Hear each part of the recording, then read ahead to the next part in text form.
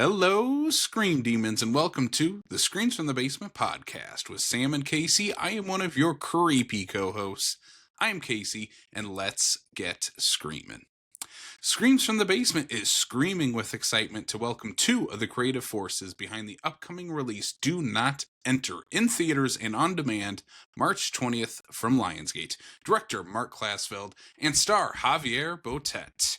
Do Not Enter marks the feature directorial debut for Klasfeld, a veteran of the music video world, working with the likes of Sum 41, 21 Pilots, 303, Katy Perry, Charlie XCX, and the late great Ozzy Osbourne. We are joined in the second half of this interview with certified Scream King and era-defining creature actor Javier Botet, whose work genre fans will sure to recognize from It Chapter 1 and 2, Last Voyage of the Demeter, and The Crooked Man in The Conjuring 2. So sit back, relax, and get ready to enter the basement with our own Sam Lenz, Marc Klasfeld, and Javier Botet, talking all things Do Not Enter. Enjoy. Marc, welcome to Screams from the Basement. Thanks for sitting down with me to talk about Do Not Enter. Well, thanks for having me. Yeah, absolutely. You've had like a prolific career making music videos with like seemingly every artist under the sun. Like what did you take from that part of your career into feature filmmaking? What lessons did you bring into that for Do Not Enter? Good question. Yeah, I'm definitely not a newcomer to filming, and just working with a camera and editing and all those kinds of things. So all that kind of stuff is, very, secondhand for me. I also, one of my DPs who I've shot quite a few music videos with, Jan Thomas, who's, a big movie and Netflix DP. He shot this movie.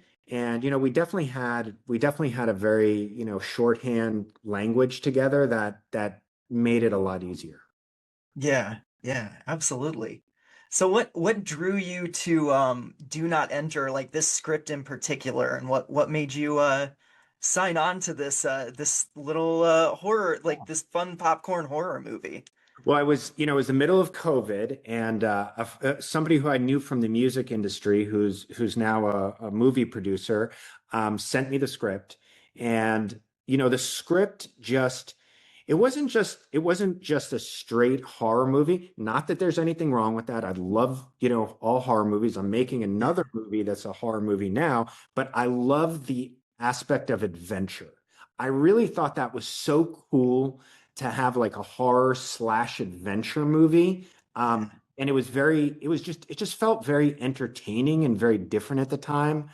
I also have two kids now, and it's fun to see movies through their eyes because they have very specific opinions about all things. And they tell me, if something is good or if it's shit, or believe me, they speak their mind. But yeah, it was just, I think it was that it reminded me the entertaining nature of, when I say entertaining, I don't mean comedic but I just meant it's just a really entertaining, fun experience. And it really reminded me of something out of the 1980s. And that's what drew me to it. Yeah, I think that comes through perfectly. Like this is definitely like it's a sleepover horror movie kind of, right? Like yeah. Okay, that's cool. I love that. And you bring this like abandoned hotel to life, and it's just the set design and the production is so beautiful and so visually just appealing. How did you go about building Well, all yeah, I of mean, that? that was, the movie this is based on a book. The book is called Right. by David Morrell, who also wrote First Blood. But the script is called Do Not Enter. It's definitely a different thing, but one of the biggest things in the book was the Paragon Hotel. And I was definitely challenged to just figure out, how the hell am I going to do this? We don't have this giant like Tom Cruise budget here. How are we going to figure out how to bring this to life? And if you think about it, most abandoned places we looked at, abandoned buildings, abandoned hotels, they're just not safe to shoot in. There's glass and concrete. There's no way we would ever be permitted to shoot in there. But one of the producers on the movie he has a lot of experience in shooting in Bulgaria, and Bulgaria has this building that was built in, I guess, the 1970s, which kind of matched the look we were going for. And it's this giant thing that was built in the communist era there.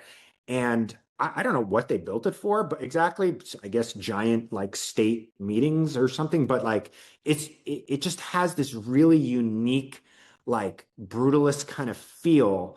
And it's so big and it's so interesting looking. And we had to age it at various parts to make it look abandoned, but not a ton. And but that location is, I wanted it to be another character in the movie. I wanted it to be as we have all these human characters, but I wanted it to really feel like a character. So I'm glad you got that from it. Oh yeah, absolutely. And speaking of characters, you're working with like a legendary creature actor, Javier Botet, who I got to speak with earlier today. Yeah. What was it like designing the pale creature that's lurking in this building? Yeah, What was that process? I was not sure how I was going to do it, and I was Googling around, and I came across a photo of Javier, and I was just blown away at his physicality. There's nobody, he just has such a unique look. And then when you get to talk to him, he's such a sweet man and he's so human. And there is this aspect of humanity to this particular creature without giving too much away. And he was really able to bring that aspect to it. And me and him had a lot of fun bringing this together. But he is, man, he's a scary dude when he wants to be. Not like that in person, but when he wants to be, he's freaky. Yeah, that's awesome. So on this show, for our kind of final question that we ask all people, I'm very curious to hear your thoughts on this. We love double features on Screams from the Basement. So if you were going to program a night at the theater with Do Not Enter and one other movie for like the ultimate adventure horror double feature, what would you play with this? I'm going to say The Descent.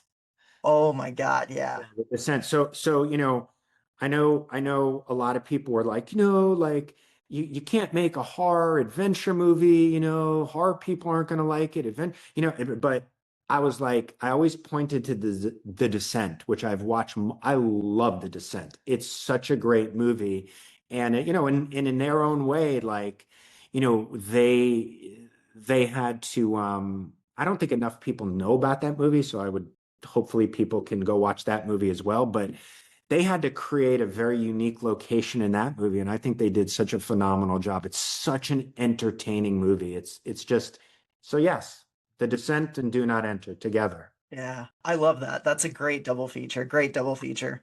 Well, Mark, I dug this movie so much. Like it was so much fun. I can't wait to see the next horror movie that you have coming. I know we probably can't talk about that here, but yeah. Yeah, well, Um, we'll talk about it in the future, Sam. So yeah, be for on sure. again. I really appreciate you having me on. You're awesome. Yeah, absolutely. Thanks, Mark. Javier, thanks for joining me on Screams from the Basement. Congrats on the movie, Do Not Enter. You've had this varied career of playing a lot of creatures and monsters. What draws you to those roles in particular, and what brought you to Do Not Enter? What made you take this one? Well, I love since I have a conscience. I always love the creatures, the monsters, the weird profiles in the movies. I remember when I was a child and start going to cinema and seeing Return of Jedi and Alien and all these movies that blows me my mind because I saw something that it's real but it's unreal and it's like, okay, I know I can see the reality, but I need to see these things that came from a creative mind, something original. So I always were drawing and shaping with clay the monsters. So I never thought in the childhood that finally I will be bringing to life this. But always was very skinny, very flexible and weird, and so I always felt so close to the aliens and creatures. So I think that's the reason I was always very interested in these creatures. So, and then, well, that's what happened. I was all my life doing that. And when they sent me the script, as always, the people now that knows my work, when they have a profile, a similar profile, they always think about me and they call me and I say, oh, okay, I love making movies. So always is yes. If I have time, if I have time, yes. If I need to choose, then I need to choose. And the thing that I rather to have always is a character that has a human story, a background Yeah. that gives you a lot of information about the motivations, the intentions, something that helps you to create the role. Because sometimes I play monsters that needs no past, needs no future, and it's something only like aesthetic. But when there's a human story, it's more attractive. Yeah. That's awesome. So what lessons from playing previous creatures did you bring into this role? Was there anything from other roles that you kind of took from and learned and used in this movie in particular? Well, in general, since childhood, I was always after getting a shower, playing in the mirror with my body. So I have a background work done for everything. So I know my body, what can I do, and I try to bring something new if I can find something new because I already played a lot of monsters. So it's hard to find something very special and new. But yes, I try. But yes, it's impossible not to get something of my general physicality and. But not especially. I didn't bring something special for this monster or this other. This one, I think, is uh, more static, more human, more and then yes, you see him crawling and Yeah. but only at the end. But in the beginning, it's only a human uh, becoming a nebula. So, but it's not very a big monster, weird things. It's something more soft, I think. Yeah, I would agree with that. Yeah. So what's your favorite part about the whole process? You know, you're typically under a lot of prosthetics and makeup and things like that. Do you enjoy that, or is that more of just it comes with the job sort of thing? It's the worst part. Of course, it's the worst part, but I do it in good move. I always make family with the crew, with the makeup crew. So we are all the time joking and hearing music and trying to enjoy the 4 5 hours, depend of the monster is more or less. But yes, it's always too much time waiting for bringing to life the creature. Yes, I would love to do like that, but in fact, it's not good so fast. It's good to have a time to see the process in the mirror, and you start becoming the monster. It's so easy to become a monster if you're feeling the transformation and seeing you. I look myself with every piece of makeup. I'm moving my face and understanding how I have to do. So Yeah. it's part of the process. Yeah. You know, you mentioned Alien earlier, and you've been in that franchise. You've portrayed a xenomorph. You're in the Conjuring. You've played Dracula. Is there any particular like monster or franchise that you haven't portrayed yet that you would really want to play in that sandbox for? Well, the last years I've been asked about that, and I always ask it for Alien, for Dracula, and a lot of creature that finally happened. So I feel incredibly lucky. So I only can feel thanks.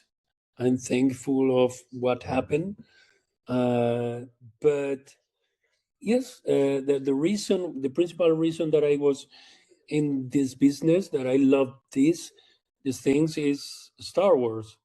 Yeah. You know, well, it's one of the first movies that I saw, and it blows my mind. So yes, there's a little dream inside me, and it's be part, no matter how little part, in the universe of in the Star Wars universe.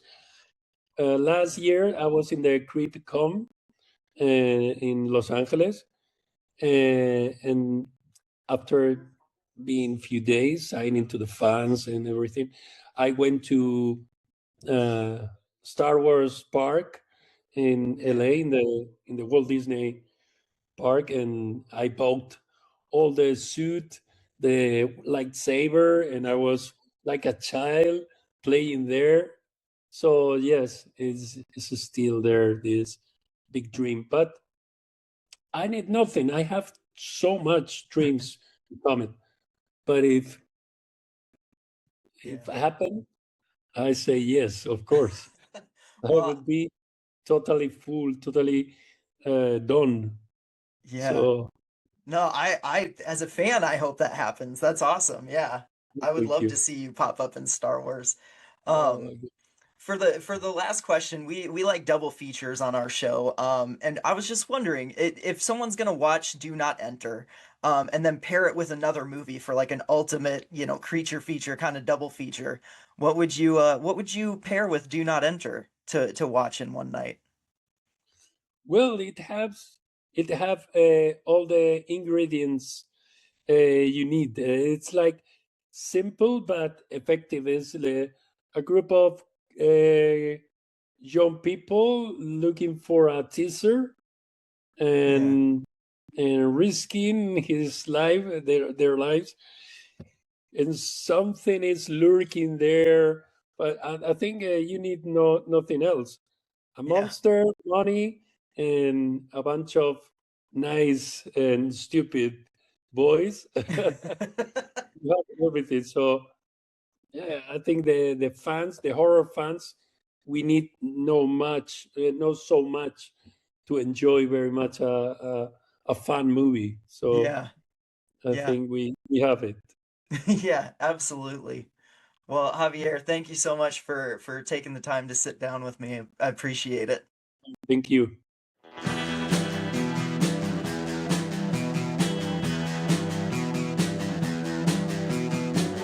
You're listening to the Prescribed Films Podcast Network, home to hundreds of hours of free podcast entertainment. The shows on this network all have a common goal: providing you with the best discussions about movies and other forms of entertainment media. The PFPN hopes to fill your earholes with audio joy. Visit our website with links to all the other amazing shows at www.thepfpn.com. Thanks for listening.